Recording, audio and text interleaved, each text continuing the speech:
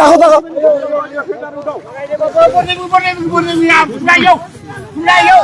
না না না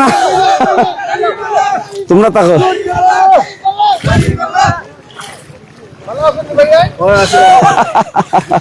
কি কষ্ট আল্লাহ রে বাড়ি পাই তোমরা শালিরগাঁও হ্যাঁ শালিরগাঁও দেখো তোমরা আমরা সাপোর্ট করো না আল্লাহ বিরাট ব্যাপার ভিডিও দেখি আমরা ইউটিউবে ভিডিও দেখো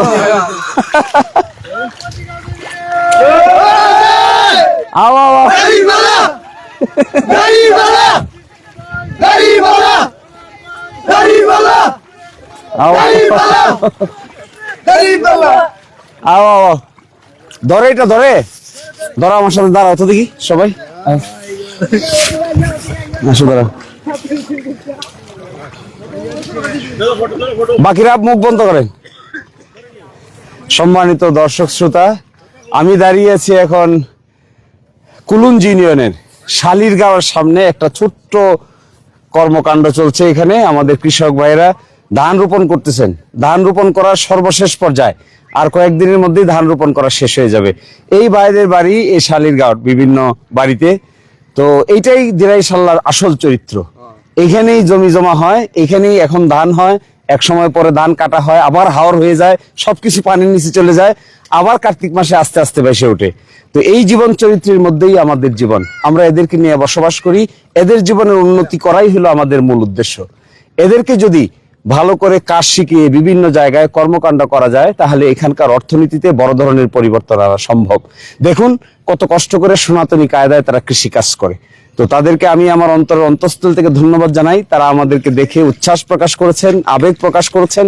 আমি মনে করি এই দিরাই এবং সাল্লার এই হাওর অঞ্চলের মধ্যে যদি পরিবর্তন আনতে হয় তাহলে এখানে শিল্প ইন্ডাস্ট্রি গড়ে তুলতে হবে এদের হাতে কাজ তুলে দিতে হবে বাড়িতে বসে যেন তারা কাজ পায় এর ব্যবস্থা করে দিতে হবে বছরে বড় একটা অংশ তাদের কোনো কাজ থাকে না এই আষাঢ় মাস শ্রাবণ মাস ভাদ্র মাস আশ্বিন মাস কার্তিক মাস আসলেই কোনো কাজ থাকে না শুধু বাড়িতে বসে সময় নষ্ট করা ছাড়া আর কিছুই না তা আমার এই ভাইদেরকে এই বন্ধুদেরকে সাথে নিয়ে আমরা গড়ে তুলতে চাই দিরাই সাল্লাকে আমি আশা করব সকলে মিলে আমরা একসাথে হব এখানে দল মতের প্রশ্ন না প্রশ্ন হলো আমাদের মাতৃভূমিকে ঠিক করার এখানে কে কোন দল কে কোন মত এটাই আসল কথা নয় আসল কথা হলো সকলে মিলে আমরা যদি এটাকে ঠিক করতে পারি তাহলে এর সুবিধা নারী পাবে পুরুষ পাবে কৃষক পাবে সকলেই পাবে তা আমি আমার এই ভাইদেরকে আজকে উদ্দেশ্য করে এতটুকু বলে যাব যে চলেন আমরা সবাই একমত হই একসাথে হই তারপরে গড়ে তুলি আমাদের নতুন মাতৃভূমি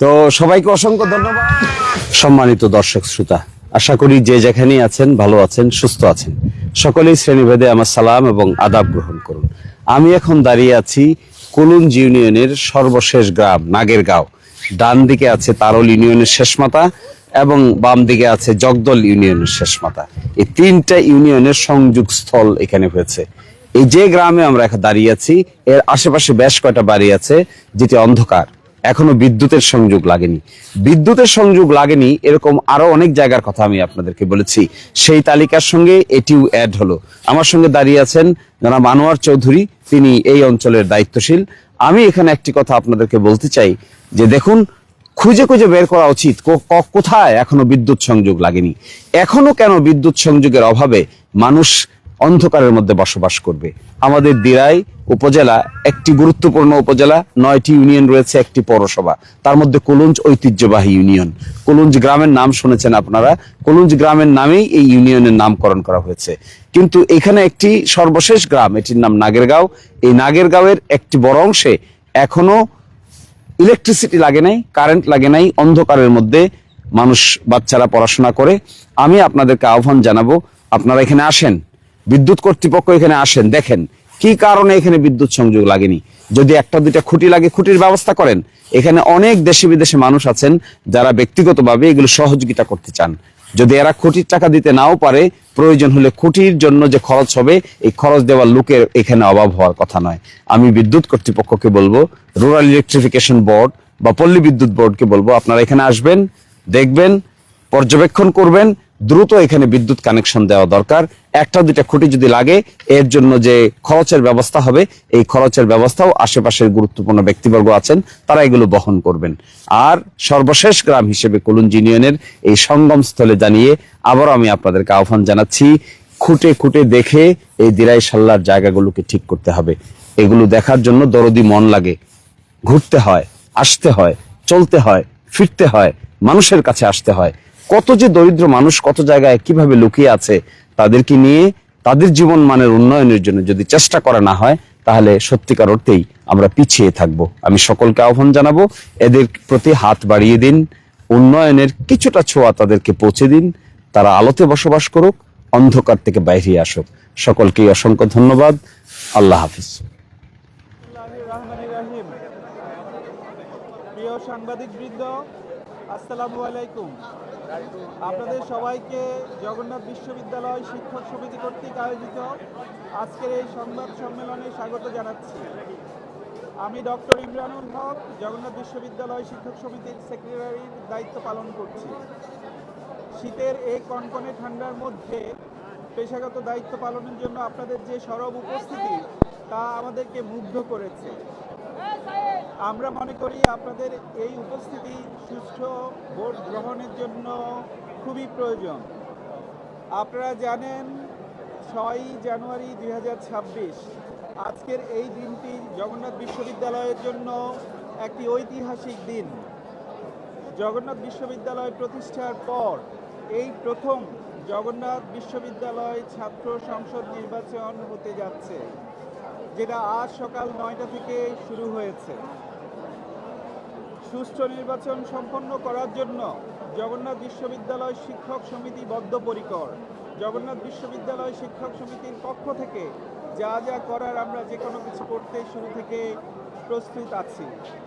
আপনারা সবাই অবগত আছেন যে আজকের নির্বাচনটি হওয়ার কথা ছিল গত 30 ডিসেম্বর 2025 তারিখে, কিন্তু ওই দিন জগন্নাথ বিশ্ববিদ্যালয়ের প্রতিষ্ঠাতা দেশ নেত্রী 3 বারের নির্বাচিত প্রধানমন্ত্রী বেগম খালেদা জিয়া ইন্তেকাল করায় এই জগন্নাথ বিশ্ববিদ্যালয় প্রশাসন জরুরি সিন্ডিকেট বৈঠকের মাধ্যমে নির্বাচনটি উদ্ভূত পরিস্থিতিতে স্থগিত করে।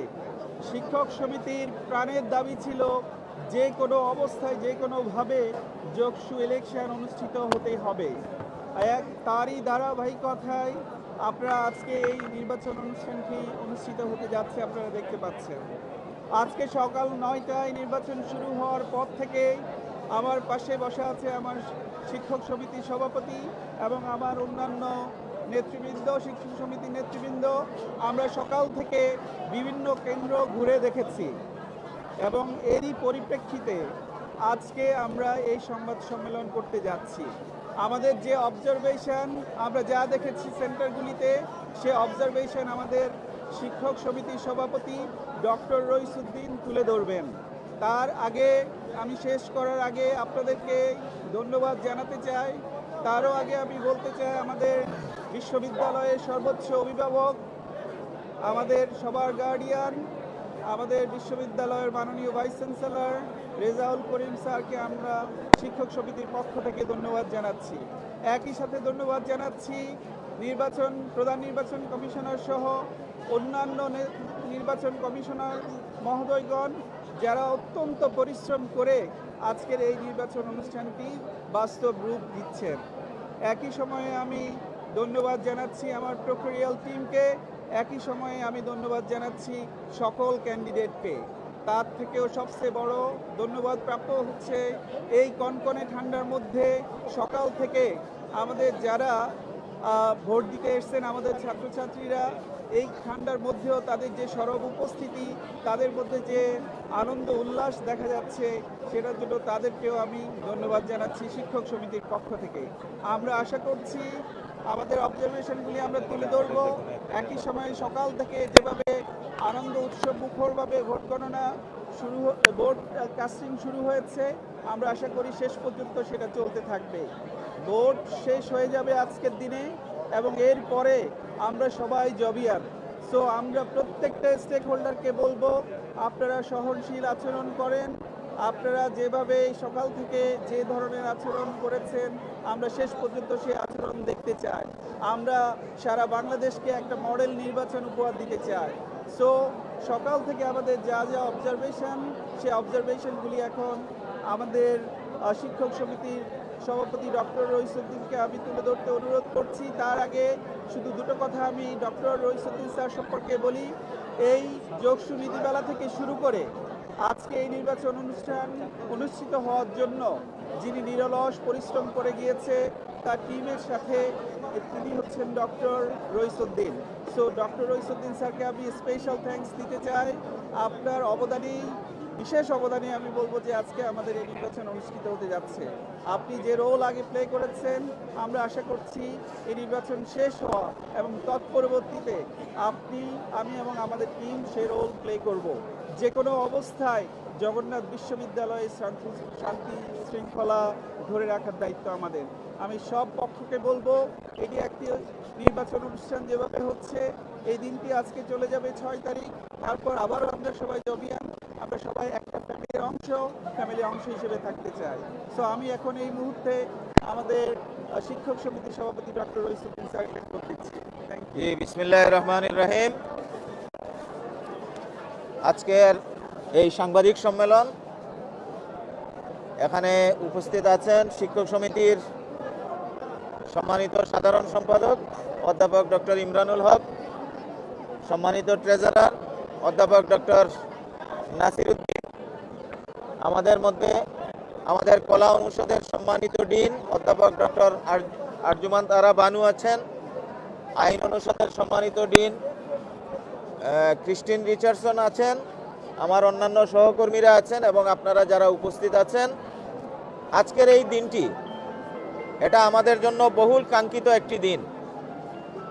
আজকে আমাদের কাঙ্ক্ষিত যোগসু নির্বাচন অনুষ্ঠিত হচ্ছে। একজন সত্যিকারের জবিয়ান হিসেবে আমরা শিক্ষক, শিক্ষার্থী, কর্মকর্তা, কর্মচারী যারা, এর চেয়ে আনন্দের উপলক্ষ আর কিছু হতে পারে না। আজকের এই সংবাদ সম্মেলন leading by the teacher association, but এখানে আরও কিছু পর্যবেক্ষক আছেন, বিশ্ববিদ্যালয়ের সাদা দলের পর্যবেক্ষকরা আছেন, আমাদের ইউটাব ইউনিভার্সিটি টিচার অ্যাসোসিয়েশন অফ বাংলাদেশের পর্যবেক্ষকরাও এখানে আছেন। আমরা সম্মিলিতভাবেই আপনাদের সামনে আজকের ইলেকশন নিয়ে, যে ইলেকশনটি অনুষ্ঠিত হচ্ছে, আমাদের মূল্যায়নধর্মী কিছু বক্তব্য আমরা সেখানে আপনাদের সাথে শেয়ার করব। প্রথমেই আমি আপনাদেরকে ধন্যবাদ জানাতে চাই, কারণ জগন্নাথ বিশ্ববিদ্যালয়ের যত অর্জন, বিশেষত যমুনা আন্দোলন, জগন্নাথের দ্বিতীয় ক্যাম্পাসের কাজ সেনাবাহিনীর কাছে হস্তান্তর থেকে শুরু করে আজকের যোগসু ইলেকশন, আপনারা যেভাবে জগন্নাথকে হাইলাইট করেছেন, উপস্থাপন করেছেন জাতির সামনে, এই জন্য আজকে আমি আবারও আপনাদেরকে আন্তরিকভাবে ধন্যবাদ জানাতে চাই।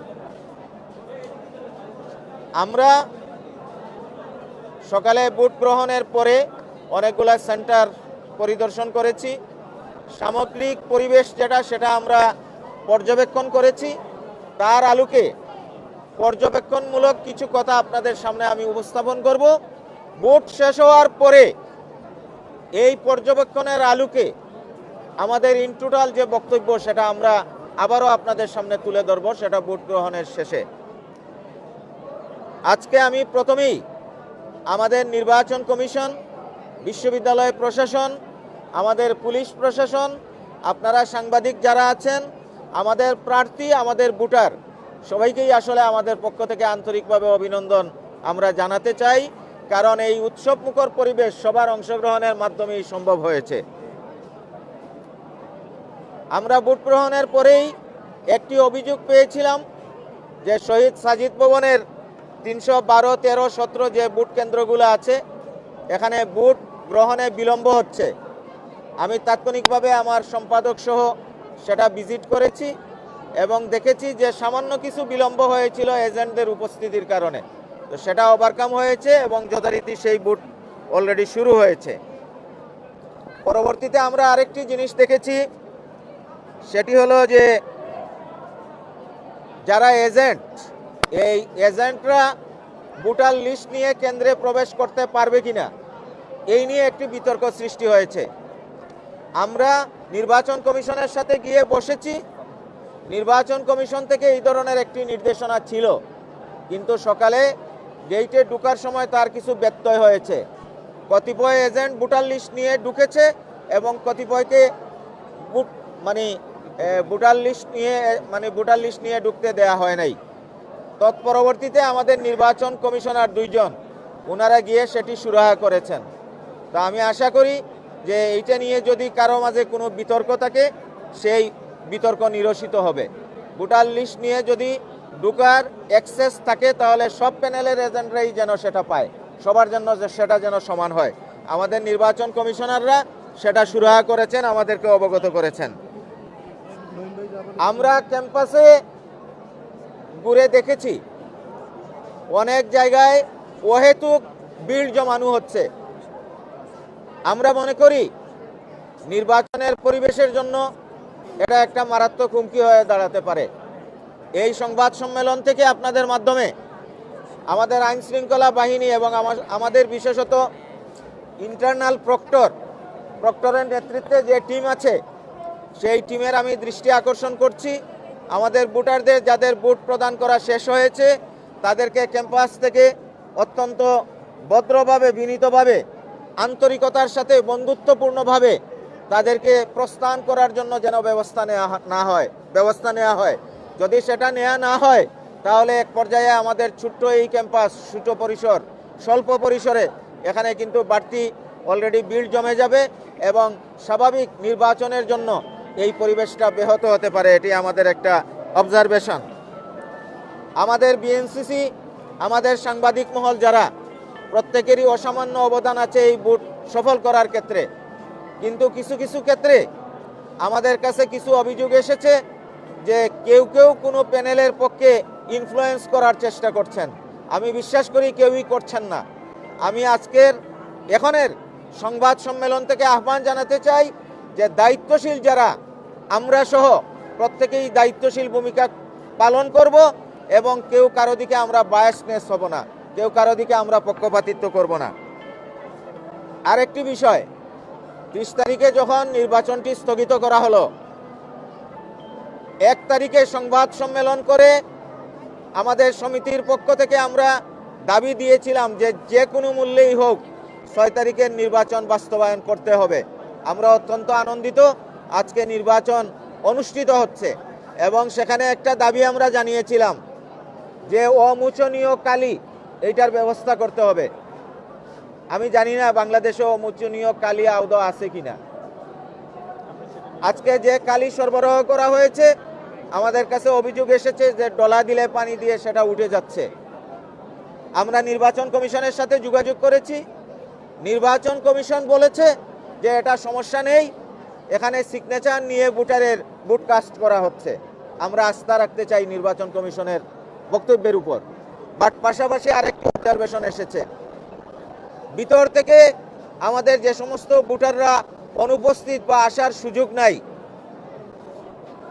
যদি ওই টাইপের ভোটারের কার্ড সংগ্রহ করে বুথে গিয়ে যদি ভোট দেয় সেটা প্রোটেকশন কে করবে? আমরা নির্বাচন কমিশনকে এই পয়েন্টটি দিয়েছি যে যাতে করে সবই না মিলিয়ে নিশ্চিত না হয়ে কারো ভোট যেন নেওয়া না হয়। আমরা আশা করি আমাদের নির্বাচন কমিশন তাদের ব্যবস্থাপনায় সেই বিষয়টি চেক দিবে। আর আরেকটি বিষয়, সেটি হলো আমরা ইতিপূর্বে যে কয়টি সংসদ নির্বাচন হয়েছে ইউনিভার্সিটিতে, বাহিরের আমরা পরিবেশ দেখেছি, সেটা আমাদের জন্য সুখকর ছিল না। আমাদের এখানেও আমাদের সামাজিক যোগাযোগ মাধ্যমে আমরা বেশ কিছু চিত্র ইতিমধ্যে দেখেছি। আমি আইন শৃঙ্খলা বাহিনী, বিশেষত আমাদের পুলিশ প্রশাসন, তাদের দৃষ্টি আকর্ষণ করব যে ক্যাম্পাসের বাহিরের যে পরিবেশ সেটি এখনই যেন চেক দেওয়া হয় এবং সেখানে অযাচিত যাদের প্রয়োজন নাই এই টাইপের কেউ যেন সেখানে ভিড় না জমায় এবং সেখানে যেন কোনো ধরনের কোনো পক্ষপাতিত্ব করা না হয়। সর্বশেষ আমাদের এই অবজারভেশনগুলো সেটা আমরা নির্বাচন কমিশনকে জানিয়েছি আনুষ্ঠানিকভাবে এবং আমরা বিশ্বাস করি যে আমাদের এই যে প্রশ্ন এবং আমাদের কাছে উত্থাপিত যে অভিযোগ সেটা কোনোটাই বাস্তবায়িত হবে না এবং প্রত্যেকটা সুরাহা হবে। এবং কতদূর হয়েছে আপনাদের মাধ্যমেও আমরা সেটা অবশ্যই রিপোর্ট নিব কতদূর হয়েছে। নির্বাচন যখন সমাপ্ত হবে এরপরে আমরা আরেকটি ব্রিফিং করব এবং সেই ব্রিফিংয়ে যদি কোনো অভিযোগ থাকে সেটা আমরা পুঙ্খানুপুঙ্খরূপে আপনাদের সামনে তুলে ধরব। ইতিমধ্যে কেউ অভিযোগ উত্থাপন করেছেন যে ভোটার লিস্টের পাশে ক্যান্ডিডেটের ছবি সম্বলিত কাগজ নিয়ে যাওয়া হয়েছে। আমরাও সেটা পেয়েছি, আমরা তলিয়েছি, আমরা দেখেছি যে অনেকের কাছে কিন্তু অলরেডি ক্যান্ডিডেটের স্লিপও আছে। তা আমার কথা হলো যে ক্যান্ডিডেট কাকে ভোট দিবে ভোটাররা যদি সেটা জানার এখতিয়ার রাখে তাহলে প্রত্যেকেই যেন সেটা করে, কোনো পক্ষে হলো আর কোনো পক্ষে হলো না, এটা যেন না হয়। সুতরাং এটা নিয়ে বিতর্ক এরাইজ করা অথবা প্রশ্ন উত্থাপন করা আমার মনে হয় কারো জন্যই সমীচীন হবে না। আমরা যখন পরিদর্শনে গিয়েছি, আমি আমার পক্ষ থেকে, আমি যেহেতু এই বিশ্ববিদ্যালয়ের শিক্ষার্থী সংশ্লিষ্ট কমিটির কনভেনারও, আমি বলেছি প্যানেল এখানে আছে 4টি, আমাদের স্বতন্ত্র অনেক ক্যান্ডিডেট আছে। নির্বাচন হচ্ছে, কেউ জিতবে আর কেউ হেরে যাবে। যে জিতবে আমরা জগন্নাথের 18,000 শিক্ষার্থী, শিক্ষক, কর্মকর্তা, কর্মচারী জিতে যাব, সেই হবে আমাদের প্রতিনিধি। সুতরাং এই মানসিকতা নিয়ে আমাদের সকলকে অবশিষ্ট যে সময়টুকু আছে সেটুকু আমরা পার করব এবং দায়িত্বশীল হিসেবে, সেটা শিক্ষক হোক, কর্মকর্তা হোক, রিটার্নিং কর্মকর্তা হোক আর সহকারী হোক, সাংবাদিক হোক, বিএনসিসি হোক আর পুলিশ হোক, কেউ যেন কোনো ধরনের কোনো পক্ষপাতিত্ব না করে, এই বিষয়টি আপনাদের মাধ্যমে আমরা নিশ্চিত হতে চাই। এবং এই ধরনের কোনো অভিযোগ যদি আমাদের কাছে এসে থাকে আমরা সেটা জাস্টিফাই করব এবং নির্বাচনের পরে আপনাদের সামনে আবারও সেটা আমরা উপস্থাপন করব। আজকের এই প্রাথমিক ব্রিফিংয়ে আপনারা যারা উপস্থিত হয়েছেন আপনাদের সকলকে আমি আবারও আন্তরিকভাবে ধন্যবাদ জানাচ্ছি এবং আপনাদের প্রত্যেকের কারোর জন্য যাতে আলাদা ফ্যাসিলিটি দেওয়া না হয়, আমার শিক্ষার্থীরা যাতে নির্দ্বিধায় কোনো ধরনের প্রভাব প্রতিপত্তি ছাড়াই নির্বাচনে অংশগ্রহণ করতে পারে এবং ভোট দিতে পারে। আপনারা আজকের এই সংবাদ সম্মেলনে উপস্থিত হওয়ার জন্য আপনাদেরকে ধন্যবাদ জানাই। আমরা নির্বাচন শেষ হওয়ার পরে আবার আমাদের মতামত জানাবো। এই সামগ্রিক বিষয়ে এখন পর্যন্ত আমরা মতামত দিয়েছি। ধন্যবাদ। আমি সাজিদ ভবনের কয়েকটি কেন্দ্রে এটি পেয়েছি, কেন্দ্রের নাম আমি বলবো না আপনাদের দিয়েছি। আমি কোনো প্যানেল নাম বলতে রাজি না। আমি শিক্ষক, আমার কথা হচ্ছে না, আপনি দেখে নেন।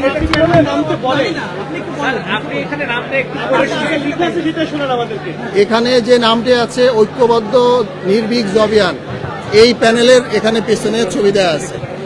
দ্বিতীয় প্রশ্ন, এই অবস্থায় আপনারা যে ভোট প্রত্যাহার করলেন, এই অবস্থায় সুষ্ঠু নির্বাচন নিয়ে প্রশ্ন হবে কিনা? না, আমরা এখনো কোনো চূড়ান্ত মতামত দিচ্ছি না। আমরা অবজার্ভ করতেছি। আমরা নির্বাচন কমিশনকে জানিয়েছি, আমাদের এই অবজারভেশন নির্বাচন কমিশনকে জানিয়েছি। আমরা 3:30টায় নির্বাচন শেষ হওয়ার পরে আমরা মতামত প্রদান করব।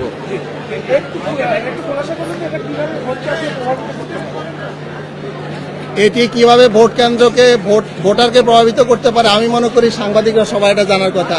ভোট কেন্দ্রে একজন প্রার্থীর এরকম প্যানেল সহ বসে থাকা এবং সেটা নিয়ে কাজ করা, দেখানো, এটা কিভাবে প্রভাবিত করবে আমার এখানে উত্তর দেওয়ার কিছু নাই।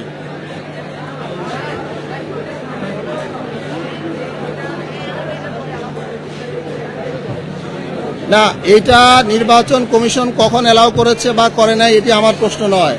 আমার প্রশ্ন দুইটি। প্রথমত হচ্ছে এই যে আইডি কার্ড, এই আইডি কার্ড নির্বাচন কমিশনের আইডি কার্ড কেমনে বাইরে চলে গেল, ব্যক্তিগত তথ্য। দ্বিতীয় হচ্ছে সেই আইডি কার্ডের মধ্যে এই প্যানেল লিস্ট এসে সেটা কিভাবে নির্বাচন কমিশনের ফাঁকি দিয়ে বা যেভাবে বলেন আপনারা কিভাবে এটি কেন্দ্রে গেল, এটা হচ্ছে আমার প্রশ্নের ব্যাপার। তো সবাইকে অসংখ্য ধন্যবাদ। আপনাদের সাথে আবার 3:30টার সময় দেখা হবে। আল্লাহ হাফেজ। আসসালামু আলাইকুম।